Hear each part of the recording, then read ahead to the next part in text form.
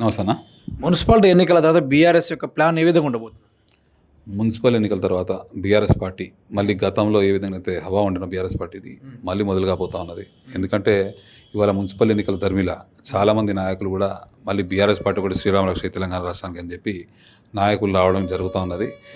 ఈ మున్సిపల్ ఎన్నికల తర్వాత ఇంకా పెద్ద ఎత్తున కూడా చాలామంది నాయకులు ఇతర పార్టీల నుండి బీఆర్ఎస్ పార్టీకి రాబోతూ ఉన్నారు.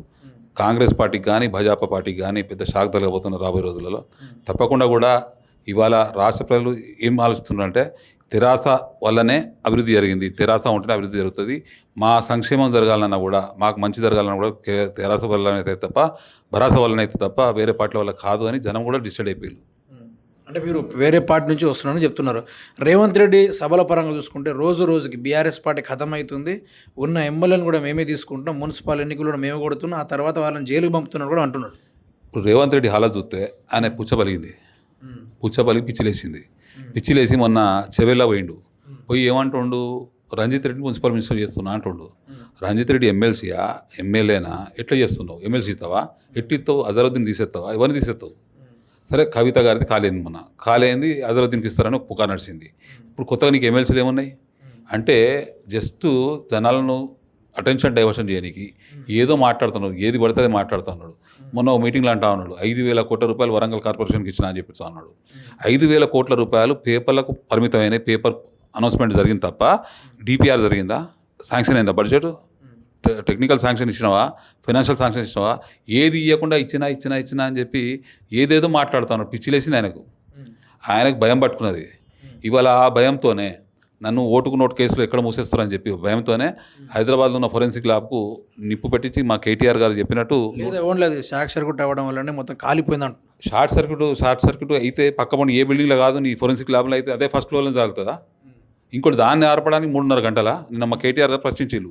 3.5 గంటల దాన్ని ఆర్పడానికి అంటే నువ్వు నీ ఒక్క తప్పిదాన్ని కప్పిపుచ్చుకోవడానికి మోడీతో ములాఖాత్ అయ్యి ఆ మోడీ డైరెక్షన్లో, ఎందుకంటే చంద్రబాబు నాయుడు అక్కడ సపోర్ట్ చేస్తుంది కదా, ఆయన సపోర్ట్ వల్ల గవర్నమెంట్ ఎన్డీఏ గవర్నమెంట్ నడుస్తుంది కదా, ఆయన పేరు కూడా ఈ ఓటుకు నోటు కేసులో ఉంది కదా. అందుకొరకే ఇద్దరు చంద్రబాబు గురు శిష్యులు ఇద్దరు కలిసి ఈ డ్రామా ఆడుతూ ఉన్నారు. ఈ మున్సిపల్ ఎన్నికల సమయంలో అందరూ కూడా బిజీ ఉంటారు, దీన్ని షార్ట్ సర్క్యూట్ చెప్దామని చెప్పిళ్ళు.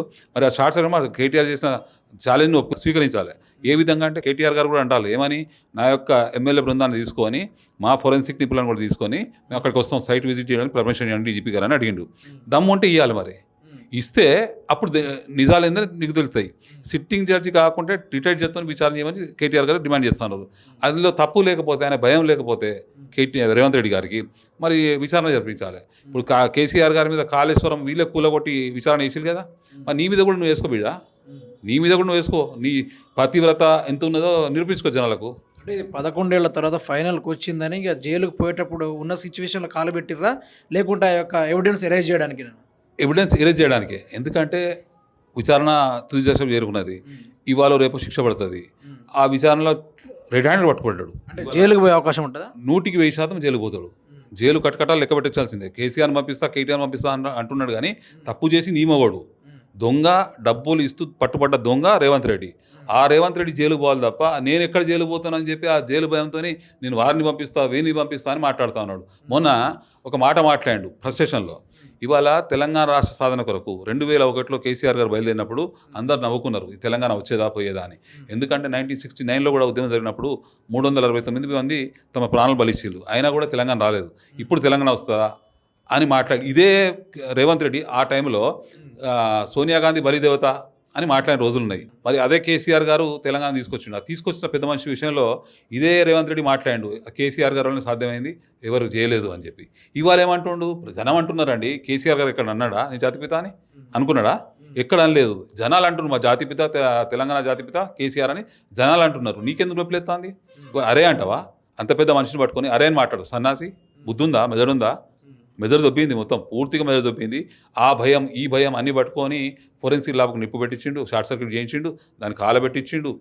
ఒక అధికారి ఎఫ్ఐఆర్ చేసింది, అందులో ఏం కాలేదని చెప్పి ఫస్ట్ ఒకటి వాళ్ళు బయటికి వచ్చిళ్ళు. ఫోరెన్సిక్ ల్యాబ్ నిపుణులు ఏం చెప్పిల్లంటే ఏం జరగలేదులా, ఎటువంటి ఏం నష్టపరిహారం ఏం నష్టం లేదు, ఎవరికి ప్రాణ నష్టం లేదని చెప్పి ఇచ్చిళ్ళు. ఆ తర్వాత ఏం జరిగింది, ఎఫ్ఐఆర్ అయింది. ఎఫ్ఐఆర్లో నేను కేటీఆర్ గారికి కులంకుశంగా చెప్పిండు. ఎఫ్ఐఆర్లో సర్వర్ కాలిపోయింది, కంప్యూటర్స్ కాలిపోయిన విషయాన్ని మొత్తం కూడా ఎఫ్ఐఆర్లో పొందుపరచారు కాబట్టి ఆ విషయాలన్నీ మాట్లాడాడు. దాని మీద ఎలాంటి తప్పు జరగలేదంటే రేవంత్ రెడ్డి గారు ఇమీడియట్గా ఒక ఎంక్వైరీ కమిషన్ వేసి మా కేటీఆర్ బృందాన్ని ఆ స్పాట్ విజిట్ చేసేటట్టు పర్మిషన్ ఇవ్వాలని డిమాండ్ చేస్తూ ఉన్నాం. అయితే ఇప్పుడు విచారణ జరిగిన తర్వాత బీఆర్ఎస్ పార్టీ కొంచెం తగ్గినట్టు లేదా అంటే భయం పడినట్టు రేవంత్ రెడ్డి పార్టీతో ఓకే విచారణ జరపడం కానీ వాటి విషయంలో భయం పడ్డట్టు అవపడతలేదా? ఇప్పుడు ఒకటి చెప్తానండి, బొగ్గు కుంభకోణం బయటికి తీసుకురాగానే నోటీసులు ఒకసారి హరీష్ రావు గారికి, ఒకసారి కేటీఆర్ గారికి, ఒకసారి కేసీఆర్ గారికి, ఒకసారి సంతోష్ రావు గారికి. ఎప్పుడు రేవంత్ రెడ్డి కుంభకోణాన్ని బయట పెట్టగానే ఒక నోటీస్ వస్తుంది. నోటీస్ వస్తే అరెస్ట్ చేస్తున్నా అని చెప్పి పేపర్ లీకులు ఇస్తాడు. ఆయన ఉన్నాడు కదా, అది CBN channel, Chandrababu Naidu channel ఉంది కదా, ఏబిఎన్ సిబిఎన్ అంటారు, యాక్చువల్లీ సిబిఎన్ అది, ఏబిఎన్ కాదు. ఆ ఛానల్ పెద్ద మనిషి రాధాకృష్ణ ఉన్నాడు కదా, జూటా కృష్ణ అంటారు దాన్ని. ఆ జూటా కృష్ణ అయితే మొత్తం లీకులు ఇస్తా అంటాడు. ఆ పేపర్ల లీకులు వస్తాయి, టీవీలో లీకులు వస్తాయి. ఏదో జరిగిపోయింది, ఏదో మొత్తం అయిపోయింది అన్నట్టే. రేపు కేటీఆర్ని అరెస్ట్ చేస్తారన్నట్టే. అరే భాయ్, కేటీఆర్ కేసీఆర్ అనేటోళ్ళు ఉత్తమ మనుషులు కాదు, వాళ్ళు ఒక శక్తులు. వాళ్ళని ముట్టుకుంటే రాష్ట్రం అగ్నిగుండం అవుతుంది. ఎవరు ఊరుకుంటారని లేరు. ఇవాళ కేసీఆర్ కానీ విచారణ పేరుతో పిలిస్తేనే తెలంగాణ రాష్ట్రం అగ్నిగుగ్గలమైంది. ఎక్కడికక్కడ ధర్నాలు, రాస్తారోకలు జరిగినాయి. రేవంత్ రెడ్డి దిశమూల దహనమైనాయి. అర్థమవుతలేదు ఇప్పటికైనా అర్థమవుతలేదా కేసీఆర్ ఒక శక్తి అని? ఇప్పుడు అర్థమైపోయింది. ఈ కేసీఆర్ అంటే 100% కూడా గవర్నమెంట్ ఫామ్ చేస్తుంది, నన్ను ఓటు కేసులో నన్ను ఆగం చేస్తారు అని చెప్పి ఉన్న ఎవిడెన్స్ని కాలబెట్టిండు. ఇది వాస్తవం. ఇది కాలేదు అంటే ఆయన సత్యాగ్రహాన్ని నిరూపించుకోవాలి, ఆయన చేయలేదు అంటే. ఇప్పుడు కేటీఆర్ గారు అన్నారు ఎండాకాలంలో షార్ట్ సర్క్యూట్లు, అగ్నిప్రమాదం జరుగుతాయా? చేస్తే ఏదైనా చేయాలి. నేను మా రామన్న ఒక ఉదాహరణ కూడా ఇచ్చిండు. బ్రహ్మానందం ఒక సినిమాలన్నట దొంగతనాలు చేస్తాను పట్టుబడతా అంటాడు. రేవంత్ రెడ్డి కూడా దొంగతనం చేయగానే బయటపడతాడు. ఆయనకి శాపం ఉన్నట్టున్నది. రేవంత్ రెడ్డి ఏదైనా చేస్తే బయటపడతానని శాపం ఉన్నట్టుంది. అది ఇప్పుడు మున్సిపల్ ఎన్నికల్లో ఈ మున్సిపల్ పరిధిలో ఉన్న గ్రామాలు కావచ్చు, లేకుంటే ప్రజలు, ఊర్లలో ఉన్న ప్రజలు కావచ్చు, పార్టీని కోరుకుంటున్నా మళ్ళీ రావాలని. ఇప్పుడు నేను నర్సంపేటలో, వరంగల్ జిల్లా నర్సంపేటలో కేటీఆర్ గారు రోడ్ షో జరిగింది. నా భూతో నా భవిష్యత్ అన్నట్టు. అక్కడ ఎమ్మెల్యే ఎలక్షన్ అయితే లేవు, ఓన్లీ మున్సిపల్ ఎలక్షన్ అయితే ఉన్నాయి. ఇవాళ జనం ఏ తీరులో వచ్చిళ్ళు అంతేందుకు. నిన్న వర్ధనపేటలో నిన్న రాత్రి కేటీఆర్ గారు రోడ్ షో జరిగింది. జనం ఏ తీరుగు వచ్చింది. ఆ జనం రాగానే ఇవాళ నాగరాజుకు ఓట్లు భయపడతా ఉన్నాడు, షేక్ అయ్యి నేను ఇవాళ వర్ధనపేట పోయి ఉంటుంది. వర్ధనపేటలో పొద్దుగాలనే మొత్తం రోడ్ల మీద ఉన్నారు కాంగ్రెస్ వాళ్ళు. మొత్తం బయట వాళ్ళని దింపిండు, మొత్తం వరంగల్ వాళ్ళని, కార్పొరేటర్లను, వాళ్ళని వీళ్ళని దింపి గల్లీ ప్రచారం చేస్తాడు. అరే జనం గుండెలు లేని ఎక్కడి నుండి వస్తుంది? నీ వాళ్ళు ఓటేస్తారా? అక్కడ జనాలు ఓట్లేయాలి. జనాలు ఏం కోరుకుంటారు? బీఆర్ఎస్ పార్టీ కౌన్సిలర్ని కోరుకుంటారు. 100% కూడా వరంగల్ జిల్లాలో మెజార్టీ స్థానాలు మున్సిపాలిటీలు బీఆర్ఎస్ పార్టీ కైవసం చేసుకుపోతా ఉన్నది. ఇందులో ఎలాంటి అనుమానం లేదు, ఎలాంటి అనుమానం పడాల్సిన అవసరం లేదు. అంటే ప్రతిసారి కూడా బీఆర్ఎస్ఏ గెలుస్తుందని సర్వేలు రావడం కానీ, లేకుంటే ప్రజలు కూడా ఆదరణ బాగా చూపడం, ఫైనల్ చూసేసరికి సర్పంచ్ ఎన్నికల్లో కానీ, లేకుంటే ఎంపీ ఎలక్షన్లో కానీ జీరోన పార్టీకి రావడం కూడా జరిగింది.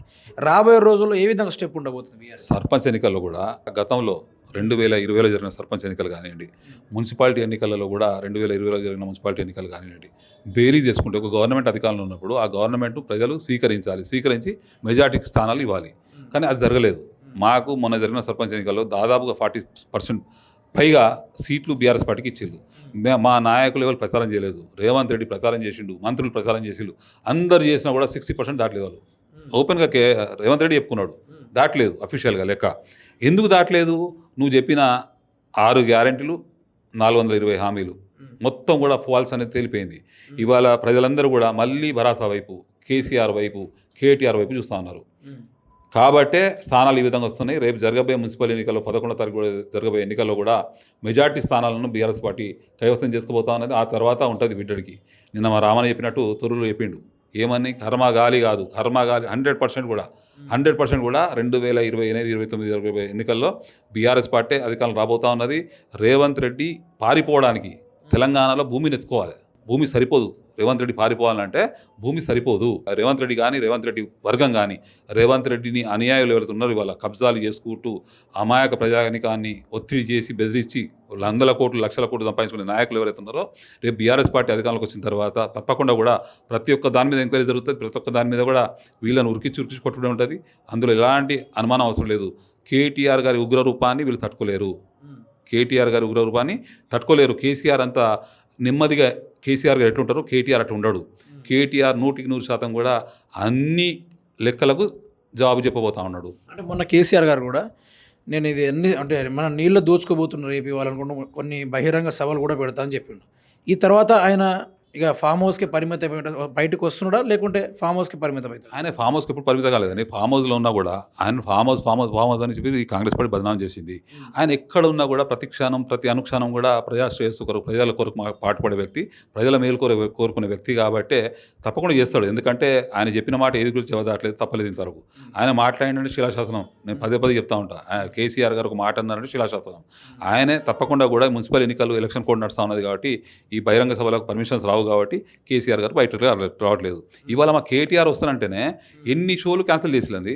పర్మిషన్ అని భయపడతారు గవర్నమెంట్. ఎందుకంటే కేటీఆర్ మాట్లాడిందంటే జనాలు స్వీకరిస్తారు కదా. జనాలు కేటీఆర్ని చూసి ఆయన మాట్లాడే ప్రతి మాట స్వీకరిస్తాను కాబట్టి ఇవాళ సభలకు ఇప్పుడు తూరూరు మాకు నిన్న పొద్దుగాలు అడిగినాం, నేను ఇయ్యలేదు. మహబాద్ నిన్న పొద్దుగాలు అడిగినాం, ఇయ్యలేదు. ఇయ్యకుండా మాకు నిన్న సాయంత్రం ఆటోమేటిక్గా సాయంత్రం 4 గంటలకు అంటారు తూరూరు రావచ్చు అని చెప్పి. 4 గంటలకు జనాలు ఎట్ట రావాలి? అయినా కూడా వచ్చిళ్ళు జనాలు. తూరూరుకు వచ్చిళ్ళు, వర్ధనపేట కూడా సక్సెస్ అయింది. మళ్ళీ ఆ తర్వాత వర్ధనపేట తర్వాత ఇవాళ పరకాల, భూపాలపల్లి, మహబాద్ ఉంది. ఇవాళ అన్ని సభలు కూడా గ్రాండ్ సక్సెస్ కాబోతా ఉన్నాయి. తప్పకుండా కూడా కేటీఆర్ గారు మాట్లాడే ప్రతి మాటను కూడా తెలంగాణవాది, తెలంగాణలో ఉన్న బిడ్డ స్వీకరిస్తూ ఉన్నాడు. వాస్తవాలు మాట్లాడుతాను కేటీఆర్. వీళ్ళ లెక్క జూటా ముచ్చట మాట్లాడతారు. రేవంత్ రెడ్డి లెక్క నోరు తెరితే కంపు, నోరు తెరితే అబద్ధం. ఏం మాట్లాడినా ఎటు తీసుకొచ్చి కేసీఆర్ పేరు తలవకుండా, కేసీఆర్ను స్మరించకుండా ఉండలేకపోతా అన్నాడు. అది కేసీఆర్, ఆ గ్రేట్నెస్ కేసీఆర్ది. ప్రతిరోజు కూడా కేసీఆర్ కేసీఆర్ కేసీఆర్ కేటీఆర్ కేటీఆర్ హరీష్ రావు ఇదే మాట తప్ప రేవంత్ రెడ్డి ఏదైనా మాట్లాడతాడా? అంటే వాళ్ళు అన్యాయాలు అవినీతి చేశారు కాబట్టి వాళ్ళ పేరు తలుసుకుంటున్న సభ మీద అనుకుంటూ మాట్లాడుతున్నారు. నిజంగానే అవినీతి జరిగిందా లేకుంటే ఈయన 2 ఏళ్ల పరిపాలనను కప్పిపుచ్చుతున్నాడు? ఈ 9.5 సంవత్సరాలలో కేసీఆర్ గారు ఏం అవినీతి చేసిలో ఏం చేయలేదు దేవునికి ఎరక. కానీ ఇవాళ 2 సంవత్సరాలు జరిగిన అవినీతి, 2 సంవత్సరాలు వాళ్ళు తీసుకొచ్చిన అప్పులు ప్రజలు చూస్తలేరా? ప్రజలు అర్థం చేసుకుంటలేరా? ఇవాళ ఏం చేయకుండా అన్ని చేసామని చెప్పుకుంటారు. మా దగ్గర వరంగల్లో నయీంనగర్ నాలా ఉంటుంది. నయీంనగర్ నాలా బీఆర్ఎస్ పార్టీ హయాంలో బీఆర్ఎస్ పార్టీ అప్పటి మున్సిపల్ శాఖ మంత్రి కేటీఆర్ గారు సందర్శించి పైసలు ఇచ్చి పైసలు మంజూరు చేసి అక్కడ నాలా కట్టిస్తాడు. దాన్ని ప్రస్తుత ఎమ్మెల్యే నారాయణ రెడ్డి గారు మేము కట్టిస్తాం అని చెప్తాడు. కళాజీ కలుక్షేత్రం మేము కట్టినాం, దానికి సున్నాలేసి మేము చేసినాం అంటారు. అంటే జస్ట్ వీళ్ళు సున్నాలేసే మేము చేసినాం అనుకుంటారు. సున్నాలు వేయడమే పని అనుకుంటారు. మరి ఎప్పుడు మీరు చేసేది? 2 సంవత్సరాలలో ఏది చేయకుండానే అన్నీ చేసినాం చెప్పుకుంటారు. ఇవాళ ఏమంటున్నారు? మేము అన్నీ చేసినాం అంటాడు. మొన్న ఒక మాట్లాడుతాను ఒక ఎమ్మెల్యే, ఏమని భృతి ఇస్తాడట, నిరుద్యోగ భృతి ఎక్కడిస్తాడు? ఇవాళ ఇంకో మాట ఏమంటారు అంటే తులం బంగారం ఇచ్చిన ఒక లీడర్ మాట్లాడాడు ఒక ఇంటర్వ్యూలో. ఒక జర్నలిస్ట్ మిత్రుడు సవాల్ చేస్తే తులం బంగారం ఇస్తున్నాం కదా, కొన్ని దిక్కులు ఇచ్చినాం ఎక్కడిచ్చిళ్ళు? ఆడరాక ఓడల మరి అన్నట్టు వీళ్ళ కథలు ఉన్నాయి. వీళ్ళ కార్ఖానాలు కూడా ప్రజలు చూస్తున్నారు. తప్పకుండా కూడా ఈ మున్సిపల్ ఎన్నికల్లో కర్ర కాల్చి వాత పెడతారు. మీ రాజకీయ అనుభవం పరంగా చెప్పండి. 6 గ్యారెంటీలు 420 హామీలు అమలైతాయా? అంటే ఈ అధికారం తొలగిపోయిన లేకుంటే తెలంగాణ రాష్ట్రం మొత్తం హామీన కూడా అంత సరిపోతుందా ఇవ్వడానికి? ఎక్కడ సరిపోతుంది? వాళ్ళు ఏం ఇప్పుడు రేవంత్ రెడ్డి ఒక ఇంటర్వ్యూలో చెప్పిండు, అబద్ధాలు చెప్తేనే జనం నమ్ముతారని. అంటే తను కుర్చీ మీద కూర్చోడానికి అబద్ధం చెప్పిండు, తనే ఒప్పుకున్నాడు. ఓకేనా? అయితే ఈ హామీలన్నీ కూడా నెరవేర్చాలంటే రాహుల్ గాంధీ కుంభకోణాలు, సోనియా గాంధీ కుంభకోణాలు చేసిన పైసలు, ఇటల్లో దాచుకున్న పైసలు మొత్తం తీసుకొస్తే అప్పుడు సరిపోతాయి కావచ్చు. అంటే వీళ్ళు ఏమైనా విచారించుకున్నారు కావచ్చు. ఎవరెవరు? రేవంత్ రెడ్డి గారు, సోనియా గాంధీ గారు, రాహుల్ గాంధీ గారు, మా దగ్గర అవినీతి సొమ్ము బాగున్నది, మేము ఇటల్ నుండి పంపిస్తాం, అప్పుడు నువ్వు చేస్తూ అని చెప్పి చెప్తేనే ఆ ప్రియాంక గాంధీ, ఆ రాహుల్ గాంధీ వచ్చి ఇక్కడ పెద్ద పెద్ద మాటలు మాట్లాడాడు. అది ఇస్తాం, ఇది ఇస్తాం అని చెప్పి. ఏది ఇయ్యలేదు. ఏది ఇవ్వకుండా ప్రజలను ఇవాళ నానా హరికోస పెడతా ఉన్నారు ప్రజలను. ప్రజలు కూడా సైలెంట్గా ఉండేటోళ్ళు కాదు. తప్పకుండా తెలంగాణ ప్రజలు చాలా ఉత్సాహవంతులు, తెలివిగల్లోళ్ళు. అంటే భయపడతాను చేయాలంటే సర్పంచ్ ఎన్నికలు చూడగానే మున్సిపాలిటీకి వచ్చిండు. సర్పంచ్ ఎన్నికల తర్వాత ఎంపీటీసీ జెడ్పీటీ చేయాలి, చేసిండా? చేయలేదు. ఇవాళ ఈ ఎన్నికలైన తర్వాత, ఈ మున్సిపల్ ఎన్నికల తర్వాత నేను అనుకుంటా greater Hyderabad, greater Warangal, greater Khammam కూడా చేయకపోవచ్చు. ఏ ఎన్నిక కూడా పెట్టుకోకపోవచ్చు. ఎందుకంటే రేవంత్ రెడ్డి గారు అర్థమైపోయింది. రేవంత్ రెడ్డి గారికి నేను 100 చెప్పి అలసిపోయినా అబద్ధాలు. ఇవాళ మా మంత్రులు అబద్ధాలు వాళ్ళు ఆడి అలసిపోయారు, మాట్లాడటం లేరు. అందుకే రేవంత్ రెడ్డికి ఏం అర్థం కాక మున్సిపల్ మినిస్టర్ రంజిత్ రెడ్డి చేత, అంటే రంజిత్ రెడ్డికి టోపు పెట్టినట్టున్నది, 100 కోట్లు 200 కోట్లు పెట్టినట్టున్నది అని చెప్పి నాకు అర్థమయ్యేది. అంటే నా రాజకీయ అనుభవంలో రంజిత్ రెడ్డికి అని చెప్పిండు కావచ్చు, 100 కోట్లు 200 కోట్లు నీకు మంత్రిని చేస్తా అని చెప్పి. ఎట్లా చేస్తావు, ఏ విధంగా చేస్తావు అనేది లేదు, ఏది క్లారిటీ లేదు. అంటే నువ్వు కేవలం ఈ రోజు గడితే చాలు, రేపు చూద్దాం అన్నట్టు రేవంత్ రెడ్డి పరిపాలన ఉన్నది. జస్ట్ ఇవాటి రోజున ఏం అబద్ధం చెప్పాలి, ఎట్లా జనాన్ని నమ్మేయాలి. వాళ్ళ మున్సిపల్ ఎన్నికలలో గతంలో 2020 జరిగిన ఎన్నికలలో కేసీఆర్ గారు ఎన్ని సభలు పెట్టిరండి? కేసీఆర్ గారు ఎన్ని దిక్కులు పెట్టిరండి? అప్పుడు ఉన్న 121 స్థానాలలో మెజార్టీ స్థానాలను మా బీఆర్ఎస్ పార్టీ గెలుచుకున్నది కదండి. ఎంతమంది మంత్రులు తిరిగిలండి? మంత్రులు గ్రేటర్ వరంగల్లో కూడా నేను అనుకుంటా 5-6 డివిజన్లలో తిరిగి మహా అంటే వాళ్ళు గల్లీ తిరిగిన దాఖలాలు లేవు మంత్రులు. ఇవాళ మున్సిపల్ ఎన్నికలను ప్రతి ఇంటికి తిరుగుతారు మంత్రులు, 2 మంత్రులు తిరుగుతారు. అంటే ఎంత భయం ఉన్నది వాళ్ళకు. ప్రజలు నమ్మరు. ఇక ప్రజలు చూసి 2 సంవత్సరాలు చూసి ఇక నమ్ముతలేరు ప్రజలు. కాబట్టి ఏదో పోయి కళ్ళబొలి మాటలు చెప్పి చీరలు పంచి ఓటుకు, ఇప్పుడు నాకు తెలిసింది వర్ధనపేటలో ఓటుకు 3,000 ఇస్తారట. 3,000 రూపాయలు ఇస్తారట ఓటుకు. ఒక ఓటుకు 3,000 రూపాయలు, కోట్ల రూపాయలకు మరి ఇస్తారు. ఎవరి ధనం ఇది? ఇదంతా ప్రజాధనం. ప్రజల నుండి దోచుకుంటారు, ఇష్టం వచ్చిన పెడతారు. అంటే ప్రజలకు దగ్గరికి వచ్చేసరికి గ్యారెంటీలు కానీ పథకాలు అమలు చేయాలంటే మా దగ్గర ఖజానా ఖాళీగా ఉందంటున్నారు. అదే కదా, పంచడానికి ఉన్నాయి కదా, పంచుతున్నారు. ఇంటల్లా పంచడానికి పైసలు ఉన్నాయి, జనాలకు మేలు చేయడానికి లేవు. అంటే వాళ్ళు గద్దెని ఎక్కడానికి, వాళ్ళు కుర్చీ మీద కూకోవడానికి డబ్బులు ఉన్నాయి వాళ్ళ దగ్గర.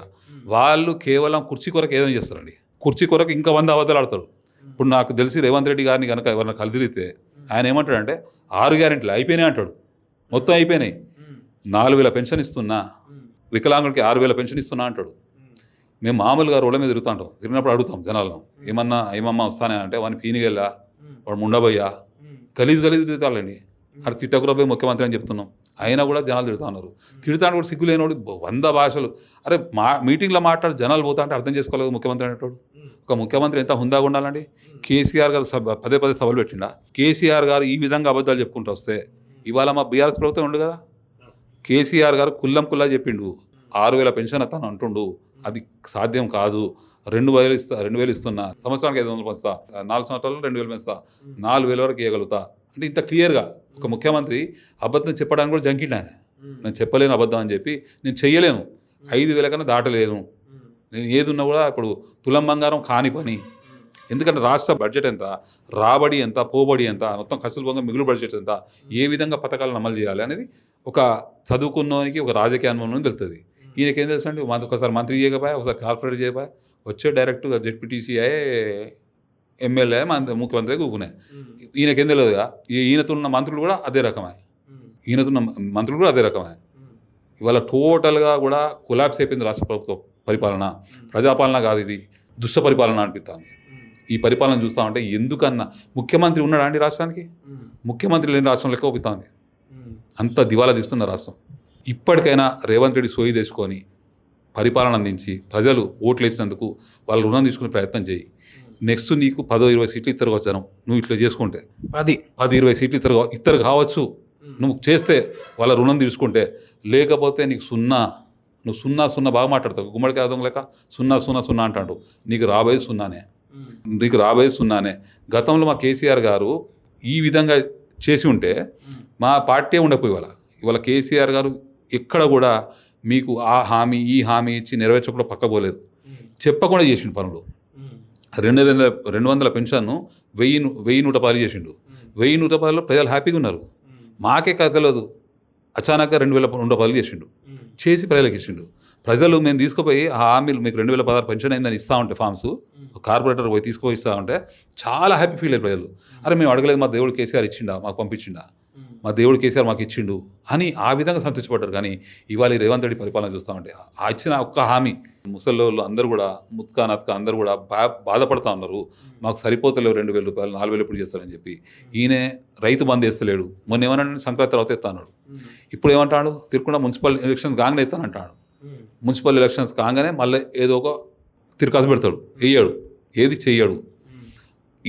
రేవంత్ రెడ్డి గారు ఏదైనా మాట చెప్తాలంటే అది కాదు అని అర్థం చేసుకుంటుంది. వాళ్ళు ఫిక్స్ అయిపోయారు వాళ్ళట. ఈయన చెప్తాడా, ఈయన చెప్తే కాదు అని చెప్పి ఫిక్స్ అయిపోయారు. కాబట్టి ఇప్పటికన్నా రేవంత్ రెడ్డి గారు దయచేసి మీరు కొద్దిగా మెదడులో పురుగు తిరగకుండా చేసుకొని, ఆ ఉన్న పెరుగును తీసేసి జనాల మేలు కోరుకొని జనాల కొరకు మంచి పని చేయండి. ఏదో ఒక్కరన్నా. మేము వచ్చినప్పటి నుండి 1,00,000 ఉద్యోగాలు ఇచ్చినా ఒకసారి అంటాడు, 75,000 ఉద్యోగాలు ఇచ్చినా ఒకసారి అంటాడు, ఒకసారి 60,000 ఉద్యోగాలు ఇచ్చినా అంటాడు. అరే కేసీఆర్ గారు ఎగ్జామ్స్ రాయించి మొత్తం పాస్ చేయించి ఇచ్చే టైంలో ఎలక్షన్ కోడ్ వస్తే అది ఆగిపోతే అది మీరు పంచి మేము ఇచ్చినామంటారు. ఇవరకు పెట్టిన పిల్లగాడిని మీరు ఎత్తుకొని నా పిల్లగాడిని సిగ్గు రావట్లేదు. రేవంత్ రెడ్డి, నువ్వు మొగలివి కాదా? నువ్వు సంసారం చేసి కనలేవా? ఎందుకు ఇలాంటి మాటలు? నువ్వు పని చేయి, నువ్వు పని చేసి చెప్పు. ఇవాళ నువ్వు మాట్లాడేదంతా కూడా అబద్ధం అనేది 100 సార్లు మేము చెప్తా ఉంటే కూడా మళ్ళీ అదే మాట్లాడుతూ ఉంటావు. రేవంత్ రెడ్డి గారు, మీరు దయచేసి హంబుల్ రిక్వెస్ట్, మీరు పరిపాలన చేయండి.